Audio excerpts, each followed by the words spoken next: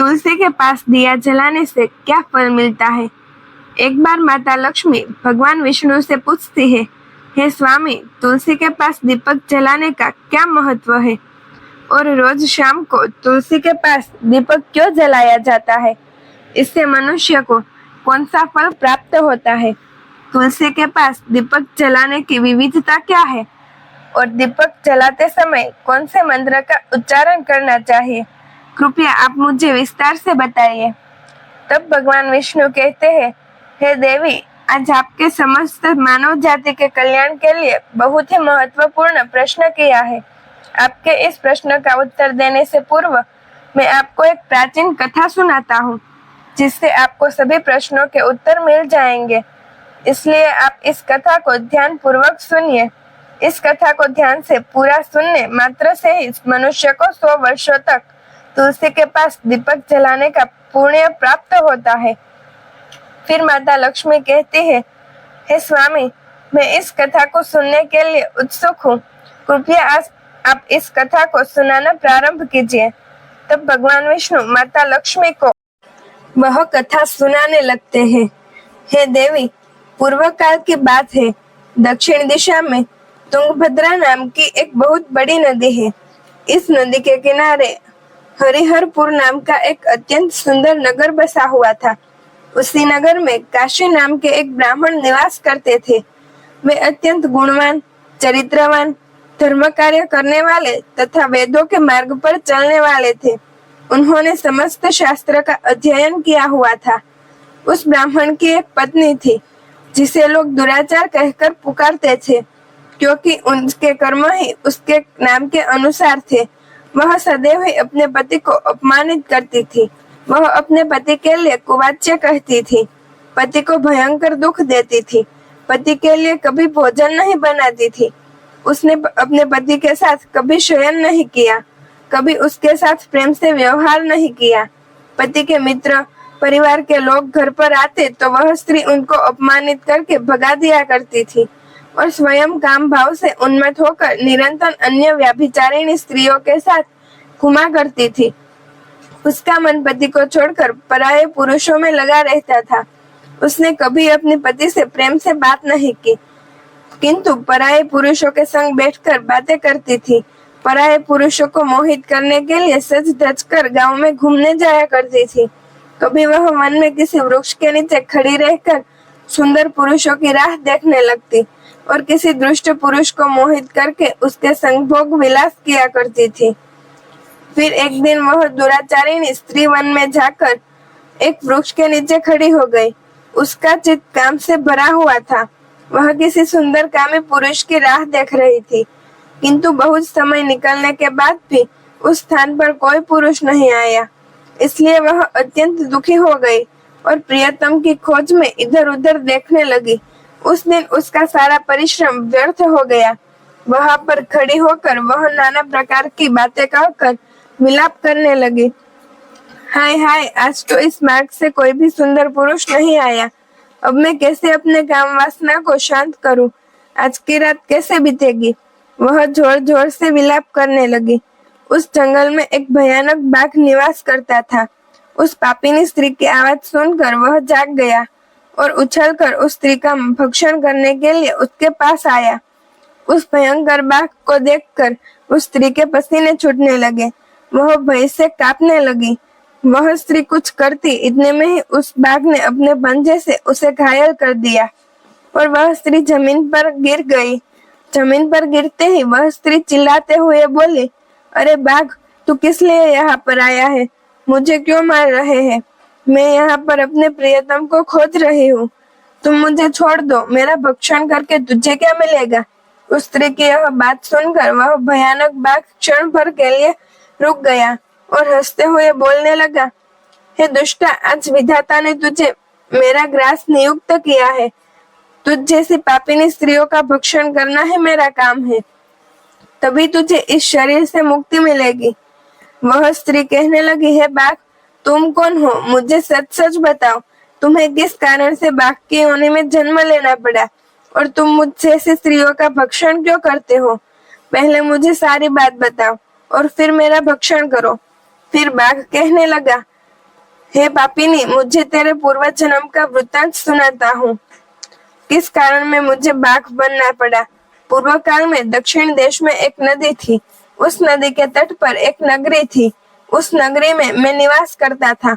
मैं एक ब्राह्मण का पुत्र था और नदी किनारे बैठकर यज्ञ आदि कार्य किया करता था। मैंने उस जन्म में अनेक पापियों के लिए यज्ञ किया। उन पापियों के घर का भोजन किया। मैंने धन के लोभ से अनेक पापियों के लिए कार्य किया। जिन वस्तुओं का दान ब्राह्मण को नहीं लेना चाहिए, उन वस्तुओं का दान भी मैंने ग्रहण किया और दूसरों से धन लेता था, लेकिन कभी वापस नहीं करता। इस प्रकार से पाप करते हुए मुझे बहुत साल बीत गए और मैं एक बूढ़ा हो गया। मेरे बाल सफेद हो गए, आंखें सूज गई, मुंह के सारे दांत गिर गए, लेकिन फिर भी मेरी दान लेने की आदत नहीं छूटी और मैं पाप करता रहा। फिर एक दिन मैं धन के लोभ से नदी किनारे गया और अन्य धूर्त ब्राह्मणों के साथ मिलकर हमने लोगों को ठगा।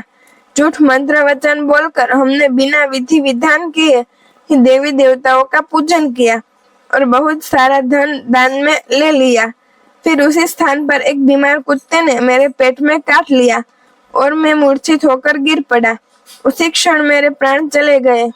फिर यम के दूत उस स्थान पर प्रकट हुए और मुझे पकड़कर यमपुरी ले गए। वहां पर यमराज ने चित्रगुप्त से मेरे कर्मों का लेखा जोखा निकालने के लिए कहा। फिर चित्रगुप्त कहने लगा, हे धर्मराज, इस ब्राह्मण ने घोर पाप किए हैं। इसने दूसरों से झूठ कहकर धन लूटा है, विधि विधान से पूजा न करके झूठ मंत्र बोलकर भगवान का अपमान किया है, इसलिए यह पापी ब्राह्मण नरक जाने के ही योग्य है। फिर यमराज ने अपने दूतों को आदेश देकर मुझे नरक की अग्नि में डाल दिया। अनेक वर्षों तक नरक की सजा भोगने के बाद मुझे बाघ का शरीर प्राप्त हुआ और मैं इस दुर्गम वन में निवास करने लगा। मैं अपने पूर्व जन्म के पापों को याद करके कभी महात्मा, साधु पुरुष, सती स्त्रियों का भक्षण नहीं करता हूँ। मैं केवल पापी, दुराचारी तथा उल्टा स्त्रियों का ही भक्षण करता हूँ ताकि मुझे पाप से मुक्ति मिल जाए। इस प्रकार से उस बाघ ने अपने पूर्व जन्म का वृतांत सुना दिया और उस स्त्री से कहने लगा, हे पापिनी, तेरे आचरण से तू उल्टा दिखाई पड़ती है। अपने पति को छोड़कर तू इस वन में अन्य पुरुष के साथ भोग विलास करने के लिए आई है, इसलिए आज तू मेरा ग्रास अवश्य बनेगी। इतना कहकर उस बाघ ने अपने तीक्ष्ण नाखून से उस पापी स्त्री के टुकड़े टुकड़े करके उसे खा लिया। फिर उस स्थान पर यम ने दूत प्रकट हुए और उस पापिनी स्त्री को उठाकर यमपुरी ले गए। वहां पर उसे यमराज के सामने खड़ा किया। फिर चित्रगुप्त ने उस स्त्री का लेखा जोखा निकालते हुए यमराज से कहा, हे धर्मराज, यह स्त्री तो अत्यंत पापिनी है। इसने घोर पाप किए हैं। इसने व्यभिचार किया है। इसने अपने पति की कभी सेवा नहीं की। अपने पति को भूलकर पराये पुरुषों के संग भोगविलास किया करती थी। उसने पाप को सुनकर यमराज ने उस स्त्री को अग्नि से भरे हुए कुंडों में डालने का आदेश दिया। अनेक वर्षों तक उसे उस कुंड में पकाया गया। फिर उसे निकालकर दूसरे नरक में डाल दिया। इस प्रकार से उसे अनेक वर्षों तक अलग अलग नरकों में डाला गया और नरकों में डालने के बाद वह महापापी स्त्री पुनः पृथ्वी लोक पर आकर चांडाल के रूप में उत्पन्न हुई। चांडाल के घर में जन्म लेकर वह फिर से अनेक पाप करने लगी, व्यभिचार करने लगी, अनेक पापी पुरुषों के संग विहार करने लगी। कुछ समय बाद पूर्व जन्म के पापों के कारण उसे कोढ़ का रोग हो गया और वह भयानक पीड़ा सहन करने लगी। उसका अंग अंग जलने लगा। उसके नेत्रों में पीड़ा होने लगी। इस दुख को सहन करती हुई वह दिन बिताने लगी। फिर एक दिन वह तीर्थ में स्नान करने के उद्देश्य से अनंतपुरा में चली गई। वहां पर वह एक आश्रम के बाहर निवास करने लगी। वहां उस आश्रम में एक तुलसी का पौधा था। अन्य स्त्रियों को वहां पर तुलसी के पास दीपक जलाते हुए देखकर उस पापी स्त्री ने भी वही किया। उसने तुलसी के पौधे के पास एक दीपक जला दिया। फिर उसी रात हृदय घात से उसकी मृत्यु हो गई और यमराज के दूत उसे ले जाने के लिए वहां पर प्रकट हुए। जैसे ही यम के दूत उस पापी स्त्री को पाश में बांधकर ले जाने लगे, तभी भगवान विष्णु के दो पार्षद उस स्थान पर प्रकट हुए और उन्होंने उन दोनों को रोक लिया और कहने लगे, हे दूतों, इस स्त्री को तुम छोड़ दो। यह स्त्री नरक जाने के योग्य नहीं है। तुम किसके आदेश से ऐसा अधर्म कर रहे हो? फिर यम के दूत कहने लगे, हे पार्षदों, हम यमराज के आदेश से इस पापी स्त्री को उठाकर ले जा रहे हैं, किंतु आप हमें किस कारण से रोक रहे हैं?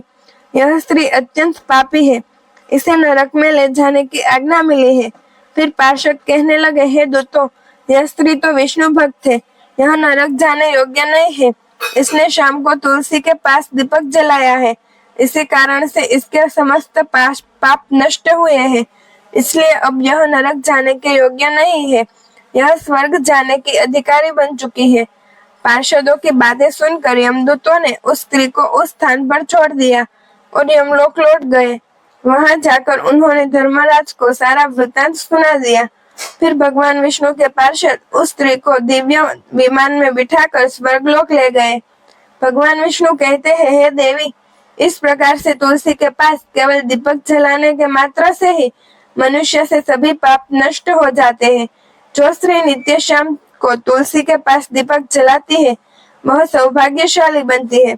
उसके पूर्व जन्मों के सभी पाप नष्ट हो जाते हैं, उसे सुख समृद्धि प्राप्ति होती है। रोज तुलसी के पास दीपक जलाते समय इस मंत्र का उच्चारण करना चाहिए। ओम तुलसी देव्यै च विमहे विष्णु प्रियाय च धीमहि तन्नो वृंदा प्रचोदयात्, जिसका अर्थ होता है, विष्णु प्रिय तुलसी, मैं आपको नमन करती हूँ, आप मुझे उच्च बुद्धि दो।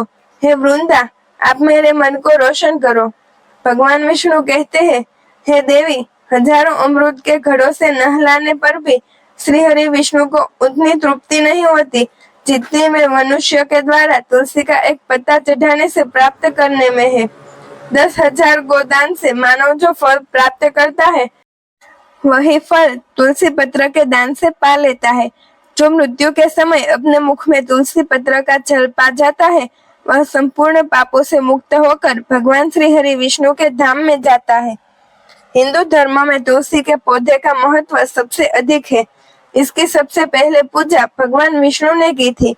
भगवान विष्णु कहते हैं, जिस प्रकार से देवी लक्ष्मी से वैकुंठ को ऐश्वर्य प्राप्त है, उसी प्रकार से वैकुंठ में तुलसी के कारण ही पवित्रता प्राप्त है। पृथ्वी लोक पर जिस स्थान पर भी तुलसी का पौधा होगा, उस स्थान पर कभी बुराई का वास नहीं होगा। ऐसा स्थान सबसे अधिक पवित्र होगा। इसी कारण से हमें हमारे घर में तुलसी का पौधा अवश्य लगाना चाहिए। इस प्रकार से भगवान विष्णु ने तुलसी के पास दिया जलाने का महत्व बताया। हरे कृष्ण मित्रों, जय माता जी। अगर आपको वीडियो अच्छी लगी हो तो लाइक, शेयर और ऐसे ही वीडियो को देखने के लिए हमारे चैनल को सब्सक्राइब करें।